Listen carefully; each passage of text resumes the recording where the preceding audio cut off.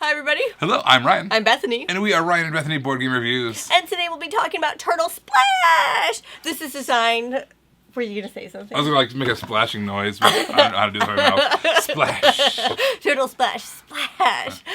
This is designed by Joel and Rafael Escalante, and it is published by Lucky Duck Kids. The first time I saw this game was at Gen Con. Lucky Duck was doing a demo at their booth, and it was so cute. I knew immediately that our kids were going to love it. This is a dexterity style game along with a memory game. You're having to flick this little disc. The closer you are to getting this cute little turtle disc to the middle of the watering hole, the more guesses you're going to get towards the memory aspect of this game. All right, so you're trying to move your track along. Whoever's going to be able to do it first wins. Let me give you a quick overview of how this game works. All right, here's our setup for Turtle Splash. Over here, we have our baby turtle. We are trying to get the baby turtle all the way down that ramp into the watering hole. What we're really trying to do is we're trying to find all of our friends. Our friends are kind of face down over here on these tiles, and we're going to try to find them in this order from left to right. So what we're going to do is we're going to flick that turtle down there. If we get into the center hole there, we're going to get 3 chances to flip over tiles finding our friends. If we're on that middle circle right there, kind of around that, we're going to get 2 tries. If we end up anywhere else, including if we stayed on the ramp, that's going to give you 1 try. So no matter what, you always get 1 try trying to flip over one of the tiles in order to find your friends. All right, let's give it a flick here, see how good we do. All right, that was not good. But like I said, we always get at least 1 try. So we're going to get 1 try. All right, let's flip this over.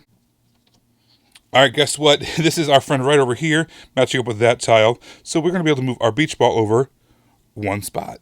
Now let's pretend that I was actually good at this game, and I was able to flick it into the middle.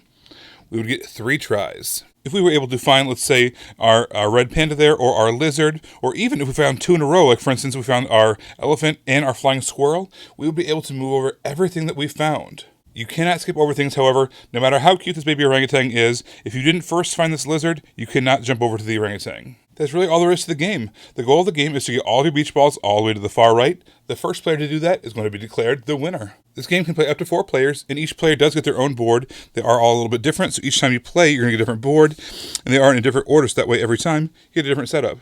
Also, let's say you completely messed up. So let's go back to our original scenario here, where we only had 1 chance to flip over a tile. We flipped over something that wasn't one of our tiles that we needed, like this panda bear here. It's not one of the most left column. In that case, what we would do is we would get one of these life preservers.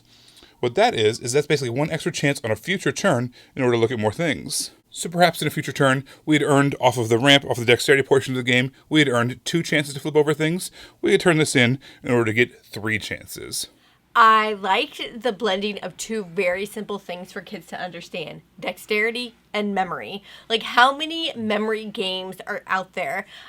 If you know, okay, I want you to make a guess, like type in memory, and then pull it up on Board Game Geek and see how many there are. I'm going to guess like 1,004. What are you going to guess? I'm going to guess like 10,000. 10,000? Oh my gosh, you're probably right. I'm going to be so wrong. You guess, and you can check it out, and we'll see who's right. But there's just so many memory games, and so when you do a memory game, you need to have Memory Plus, especially when you're playing with kids, when you're trying to engage them more. And so I just really like that this is Memory Plus. It's Memory Plus that dexterity aspect, which is really fun, and our kids super enjoyed. Speaking of things they enjoyed, and I enjoyed too, was the animals. Oh my gosh, they're so cute. Yeah. Look at these guys. Every animal was just incredibly adorable. We would just spend every time, looking for, we'd flip over a tile and we'd see who it was, and we'd just like look at it, Yeah. Oh, this little orangutan, he's adorable. Oh, this little red panda, he's adorable. Or the flying squirrel with, for whatever reason, scuba gear. I love it. I don't know why, but I love it. This artwork in this is so good. It's perfect for that age range. It's just 5 to 9 on the box, which is hilarious because our daughters are 5 and 9. Yeah. And oh my gosh, it is perfect for both of them. They both just were super attracted to the art in this game, as were we. And there's these wraps in the game. So what happens regardless of how many guesses you get, if you flip things over and none of them were what you needed, you get a raft. What that means is by the time it's a raft, a lifesaver. Yeah, a whole raft. You get a whole raft, no, a lifesaver. You're absolutely right in that little circle.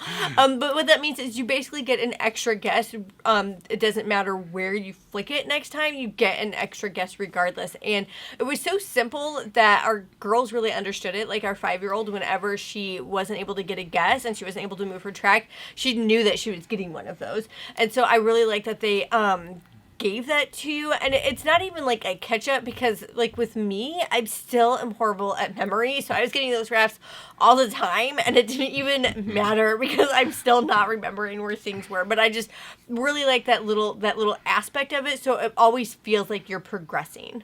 Speaking of progressing, I mean, this whole game is a race. You're trying to get your board completed, moving all three of those tracks up as fast as you can. Whoever's going to be able to do it first is the winner.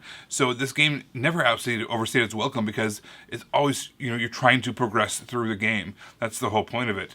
It's just racing and racing, racing.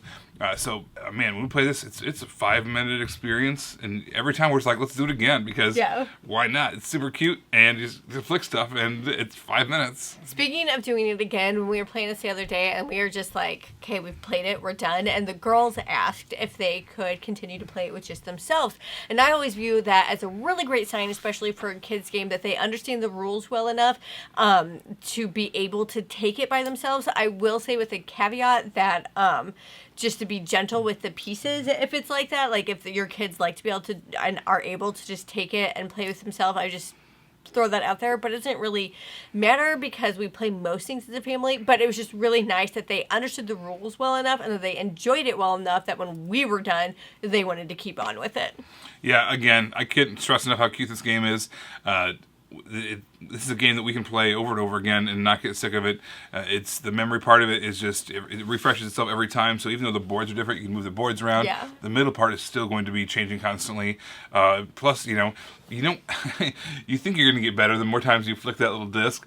I don't feel like I've gotten any better. I feel like I really try to narrow it down, and then I just fly off the table. It doesn't matter. I could get it in the middle every single time, and I would still lose the game because I'm just that bad at memory. Yeah, I think that's just why this is a great game for families, because kids just seem to do. They get dexterity games so much more subtly than adults do. We think we know what we're doing, but kids just, for whatever reason, they just, I don't know, make it happen. And of course, it's building up their memories as well. Overall, fantastic family game. This is a game we'll be playing together with our family for a long time. Everybody, thank you so much for watching. Don't forget to subscribe so you can see our videos as they come out. Until then, you can find us in all of these places. You guys, thanks for watching, and we will see you next time. Bye.